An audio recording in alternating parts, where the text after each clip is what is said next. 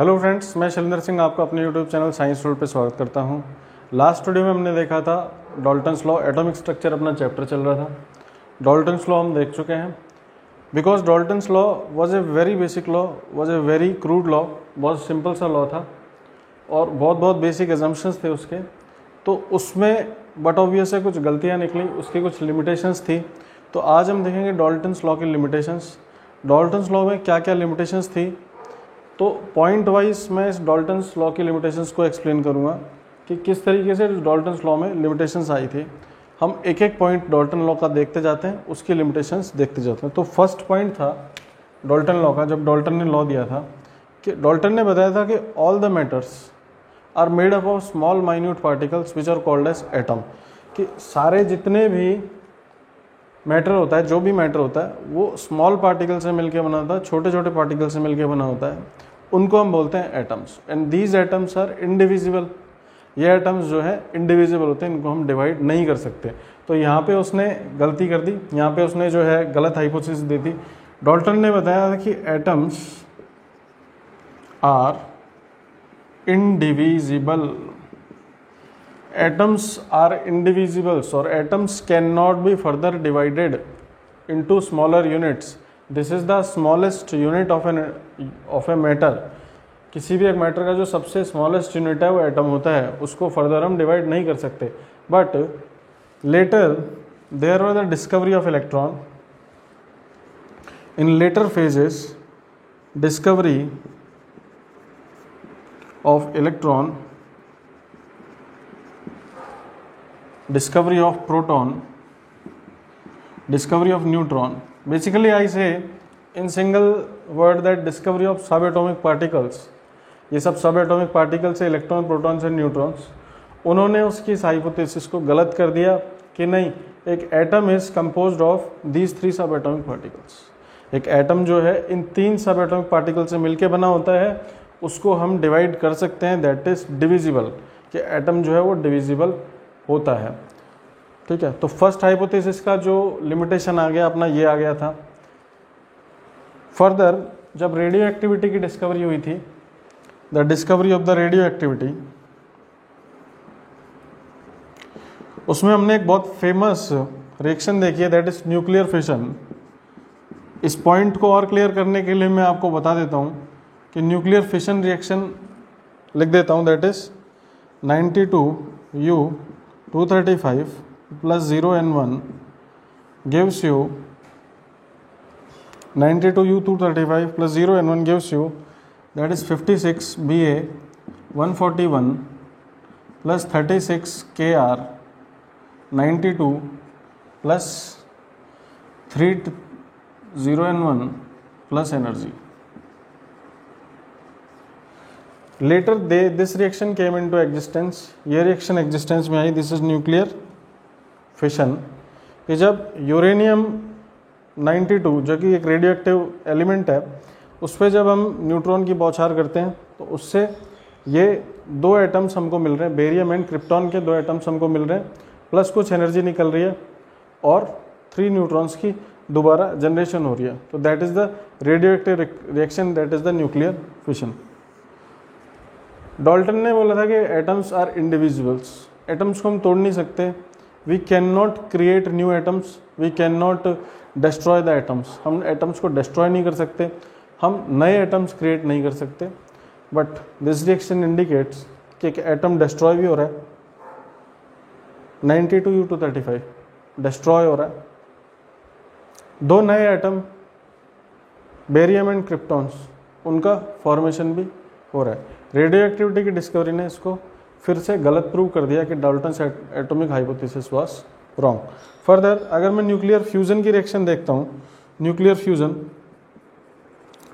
ये इसको और क्लियर कर देगा। न्यूक्लियर फ्यूजन, तो न्यूक्लियर फ्यूजन रिएक्शन में हम देखते हैं कि भाई इसमें तो इसने बोल दिया था कि न्यूक्लियर फिशन रिएक्शन में डाल्टन ने बोला था कि एटम्स आर इंडिविजुअल, ब्रेक नहीं होता। इस रिएक्शन में हमने देख लिया कि ब्रेक होता है। अब हम एक रिएक्शन देख लेते हैं जिसमें एटम्स का फॉर्मेशन हो रहा है, 2 छोटे एटम्स मिलकर के एक बड़ा एटम बनाते हैं, वो हम देखते हैं कि nuclear fusion reaction. This nuclear fusion reaction happens in sun, सूर्य में होती है। बहुत हाई टेम्परेचर और बहुत हाई जो कंडीशंस में होती है reactions, but nuclear fusion reactions में दो एटम्स मिलकर के एक बड़ा एटम का फॉर्मेशन भी करते हैं, जो इसकी इस हाइपोथेसिस को गलत प्रूव करते हैं। हम देखते हैं रिएक्शन इसकी, that is 1H2 1 deuterium, again that is 1H2 gives you isotope of helium atom plus 3 0N1, that is 0N1 neutron and energy. Again one reaction, that is 1H2 plus 1H3 gives you 2He4 plus 0N1 plus energy. तो इन दो reactions में हम देखते हैं कि this is the isotope of hydrogen, this is deuterium, again A deuterium atom. These two deuterium atoms combine to form one helium atom, the isotope of helium atom, that is 2He3, and produce neutron and energy. In the second case, one deuterium atom and one tritium atom combine to form 2He4, that is regular helium gas, and neutron and energy. So in these two cases, the discovery of the radioactivity, nuclear fission and the nuclear fusion, ये जो दोनों reactions ने हैं Dalton's की atomic hypothesis को गलत prove कर दिया कि भाई atoms are indivisible, atoms are से we can not create the atoms, we can not destroy the atoms, atoms destroy भी हो सकते हैं, एटम्स क्रिएट भी हो सकते हैं, एटम्स से नए एटम्स भी बनाए जा सकते हैं. तो this was the first hypothesis, this was the first limitation of the Dalton's atomic theory. ये डॉल्टन्स की जो एटॉमिक थ्योरी है इसकी पहली लिमिटेशंस ये अपनी होती है यहाँ पे complete. Now we come on the second limitation. जो डॉल्टन की सेकंड लिमिटेशन थी वो क्या थी वो देख लेते हैं. ओके फ्रेंड्स, डॉल्टन की हम नेक्स्ट लिमिटेशन देखते हैं. पहली लिमिटेशन हम देख चुके हैं कि भाई एटम्स इंडिविजिबल है, तो भाई हमने बता दिया कि एटम्स डिविजिबल हो रहा है. नेक्स्ट लिमिटेशन है, जो limitation I that was due to the discovery of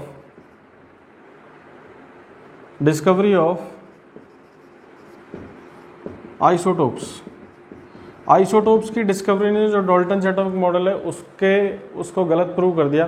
कैसे गलत प्रूव कर दिया हम देखते हैं. डॉल्टन्स एटॉमिक मॉडल में हमने देखा था कि डॉल्टन्स की जो एटॉमिक मॉडल की एक हाइपोथेसिस थी, all atoms of an elements are similar in their all aspects. किसी भी एलिमेंट के सभी एटम्स सेम होते हैं.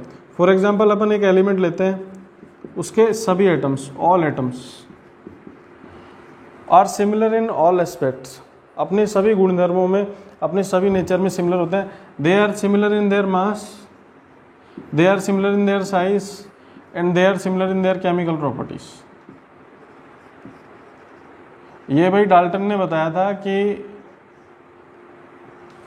किसी भी एक एलिमेंट के सभी एटम्स उसके मास, साइज और केमिकल प्रॉपर्टीज में सिमिलर होते हैं. But when there was the discovery of isotopes, for example मैं आइसोटोप्स का एग्जाम्पल ले लेता हूँ, that is 1H1, 1H2 and 1H3. That is the protium, deuterium and tritium. It is protium, deuterium and tritium. ये isotope अगर हम देख लेते हैं तो इसमें मैं देख रहा हूँ कि that is 1H1, 1H2 and 1H3. These are different in their mass, though their chemical properties may similar, may be same or may be different, but their mass are definitely different. Dalton ने बोला था नहीं साहब, elements के जो जितने भी सभी एटम्स हैं उनके मास, साइज और केमिकल प्रॉपर्टीज डिफरेंट ही होंगे, सॉरी सेम ही होंगे, but here these are different. Next अगर मैं सेट लेता हूँ, that is 6C12 famous carbon and 6C14 radioactive carbon 14 और नॉर्मल हमारा carbon. These two are the isotopes, these two isotopes are different in their mass. तो Dalton की जो atomic theory थी, डॉल्टन के एटॉमिक मॉडल की जो next hypothesis थी कि भाई किसी भी एलिमेंट के सभी एटम्स अपने सभी एस्पेक्ट्स में सिमिलर होंगे, उसको भी गलत प्रूव कर दिया. और एक एग्जांपल हम कोट कर सकते हैं, that is 8O16 and 8O17. Oxygen का 16 आइसोटोप और 17 आइसोटोप, उसको हम देख सकते हैं. तो ये जो थे डिस्कवरी ऑफ आइसोटोप, उसको डॉल्टन्स एटॉमिक मॉडल एक्सप्लेन नहीं कर पाया था. अब हम देखते हैं डॉल्टन्स की नेक्स्ट हाइपोथेसिस. ओके फ्रेंड्स, अब हम देखते हैं डाल्टन्स लॉ की नेक्स्ट लिमिटेशन कि डाल्टन लॉ की नेक्स्ट लिमिटेशन क्या थी।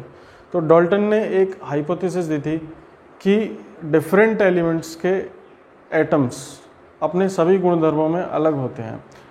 Atoms of different elements are different in their all aspects, their मास।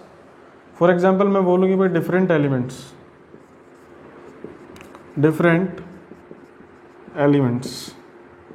उनके जो एटम्स होते हैं they are different, these are different in their mass, size and chemical properties.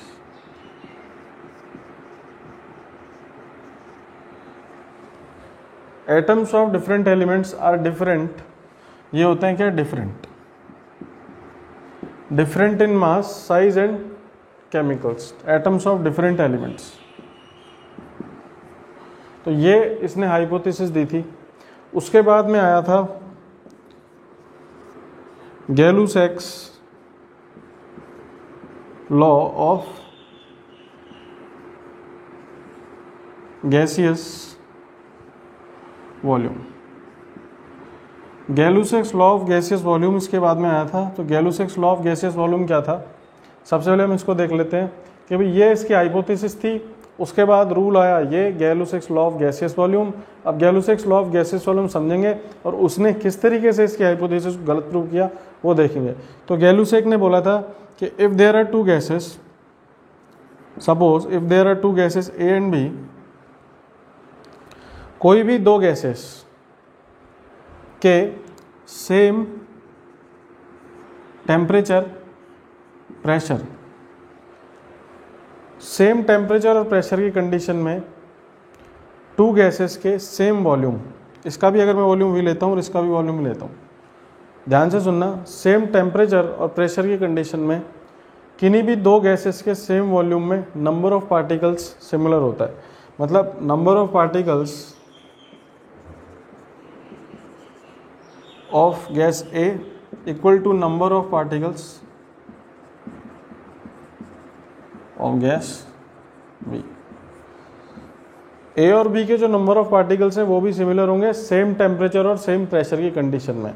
Dalton ने बताया था जी कि डिफरेंट जो एलिमेंट्स है उनके एटम्स का साइज आपस में डिफरेंट होता है, बट यहाँ पे कंडीशन ये निकल करके आ रही है कि सेम टेम्परेचर प्रेशर, अगर इन दोनों का साइज डिफरेंट है, if the sizes of these two gases, if the sizes of the atoms of these two gases are different, then how numbers of the particles in equal volumes become equal।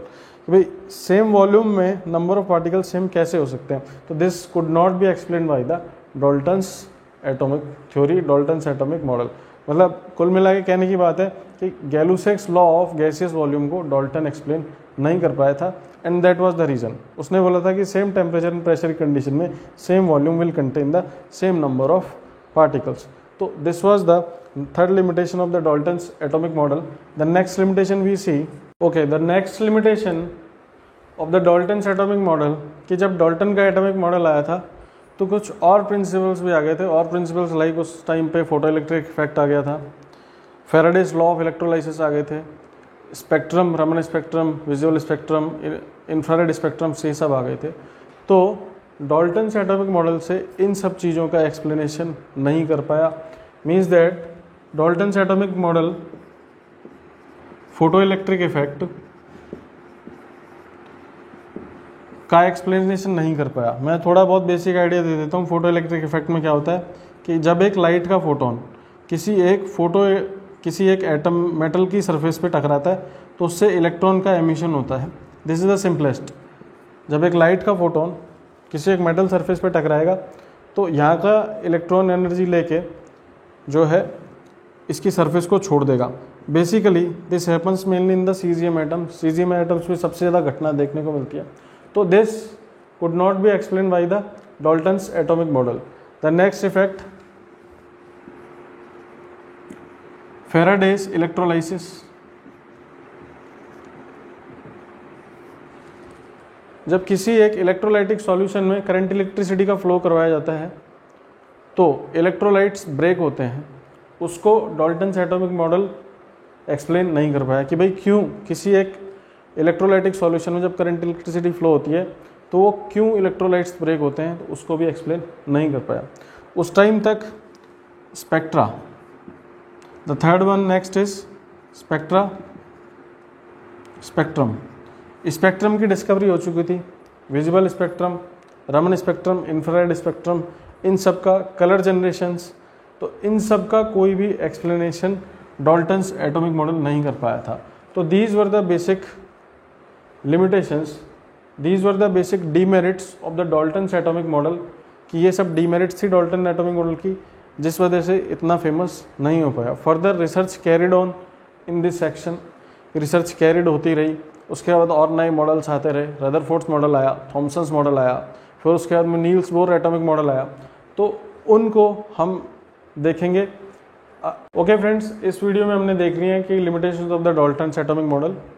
Next video में हम देखेंगे famous cathode ray experiment by J Thomson and the discovery of the electron. तो आज का video अगर आपको पसंद आया हो तो इसको लाइक कीजिए, शेयर कीजिए, सब्सक्राइब कीजिए। Thank you.